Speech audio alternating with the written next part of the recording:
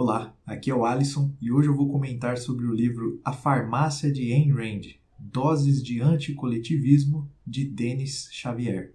E antes de começar, uma coisa que eu tenho que deixar claro aqui, que eu acho importante deixar claro, é que o livro não é de Ayn Rand, é sobre Ayn Rand, né? Sobre Ayn Rand e a sua linha de pensamentos, os seus ideais, etc.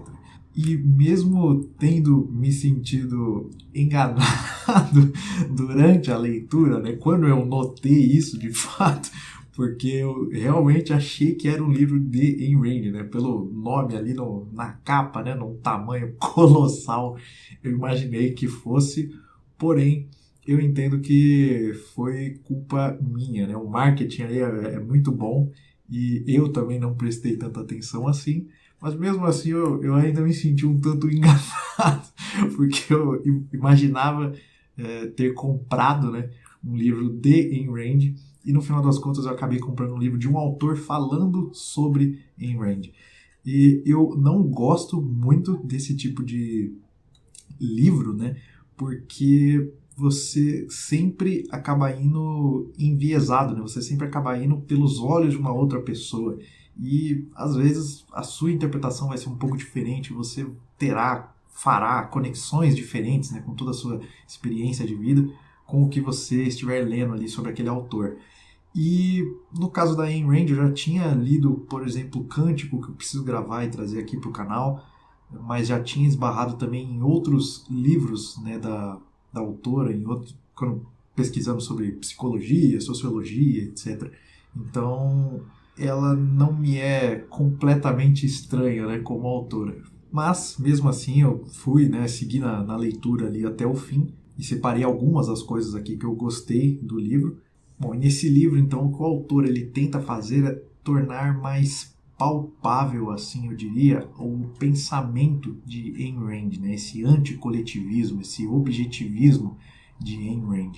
Só que para isso, então, ele primeiro precisa explicar quais foram as bases disso, né? Então, para isso ele vai até os gregos, né? Explicando ali como aquele tempo, né? A cultura grega foi o berço do que nós temos hoje por cultura, né? Por exemplo, foi o momento aqui então em que eles saíram, né? Deixaram de simplesmente tentar compreender o mundo, né? Os eventos do mundo através de mitos, através de deuses, por exemplo, mas passaram a procurar então uma compreensão do mundo, né?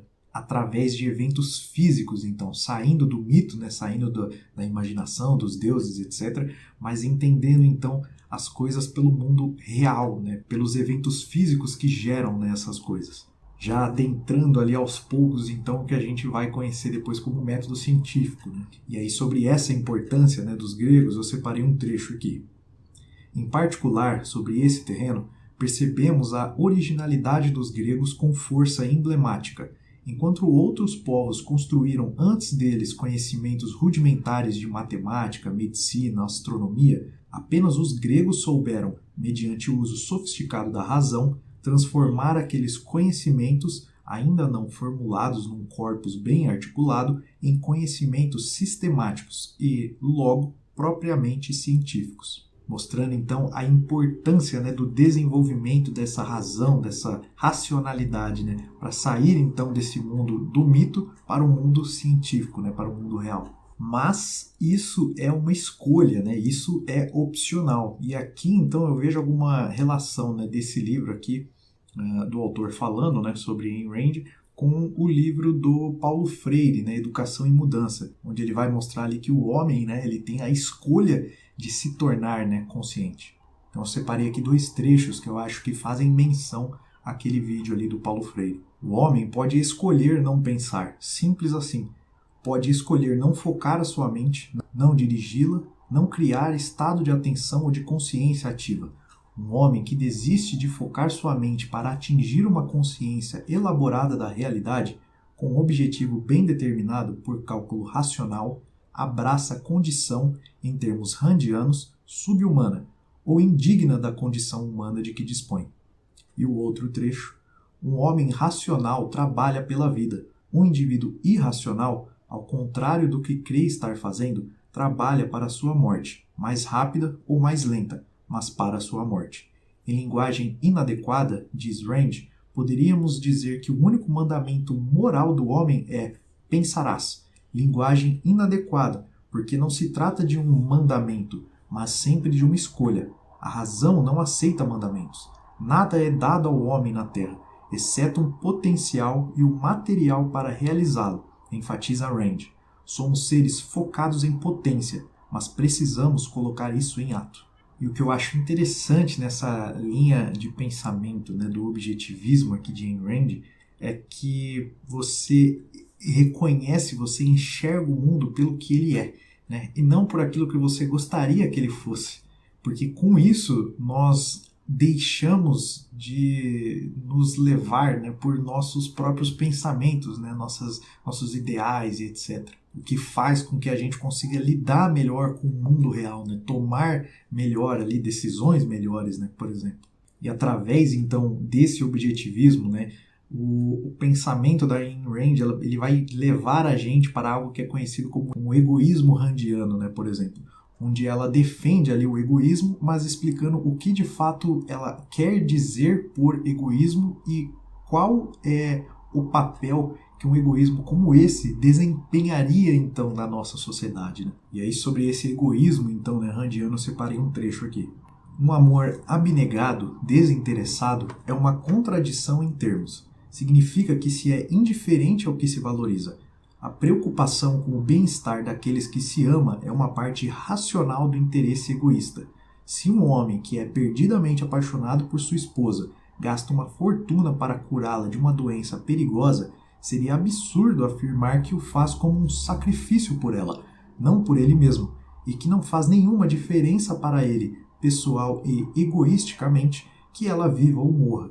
Qualquer ação que um homem empreende em benefício daqueles que ama não é um sacrifício se, na hierarquia de seus valores, no contexto total das escolhas abertas a ele, conquista aquilo que é de maior importância pessoal e racional para ele. No exemplo acima, a sobrevivência da sua esposa é de maior valor para o marido que qualquer outra coisa que seu dinheiro possa comprar.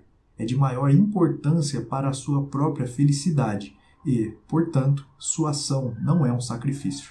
Bom, e é claro, defendendo então um ponto de vista ali sobre o egoísmo e defendendo o indivíduo, além do fato de conter, né, até mesmo no título do livro, né, o termo ali anticoletivismo, eu separei aqui alguns trechos exatamente sobre isso, né, sobre como a Rand e o autor ali, né, mencionando a própria Rand, sobre como ela via e demonstrava como o coletivismo é de fato algo ruim, né, irresponsável e muitas vezes até desumano.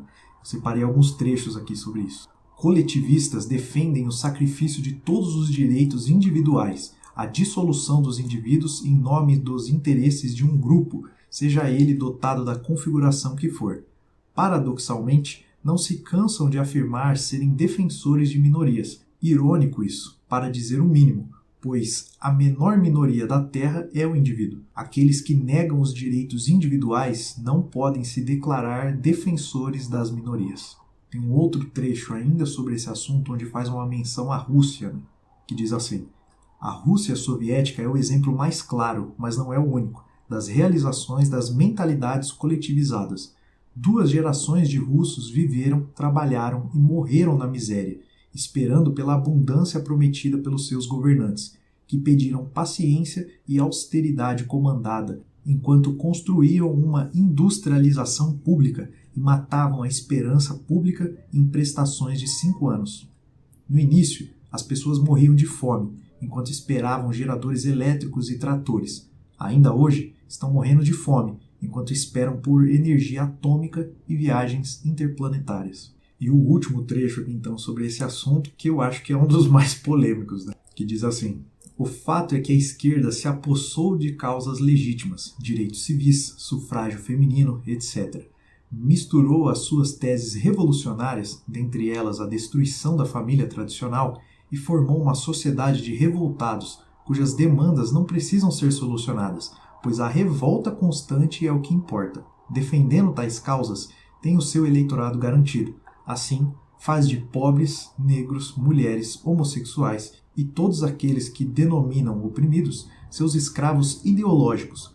Por isso, para o bem da sociedade, movimentos como Black Lives Matter devem ser desmascarados. Bom, e acho que dá para ver aqui que nesse livro ele aborda muitos outros assuntos, né? Alguns outros assuntos que eu até deixei de fora aqui para esse vídeo. Mas eu acho que é o que acontece, né, quando você vai falar de Ayn Rand, porque sempre tem muito mais assuntos para tratar do que nós conseguimos, né, abranger aqui. Mas a reflexão que eu acho que fica, né, é a real importância ali do indivíduo, né? Todo o poder que é contido ali em um único indivíduo e todo o perigo, né, que a gente tem em todo esse coletivismo, né, em toda essa transformação ali dos homens em homens abelhas, né, por exemplo. E que nós devemos estar atentos, né, a isso, a todos esses perigos. E para finalizar então o vídeo e sobre esse assunto, né, sobre essa importância, né, dos perigos do coletivismo, eu separei um trecho aqui. O direito de concordar com os outros não é nenhum problema em nenhuma sociedade. É o direito de discordar que é crucial. Bom, fica aqui então a minha resenha para esse livro. Se você gostou do vídeo, eu vou pedir para você deixar um like, se inscrever e compartilhar com alguém que possa gostar desse tipo de conteúdo. Qualquer comentário é só deixar aqui embaixo e a gente se vê então no próximo vídeo no canal. Até lá!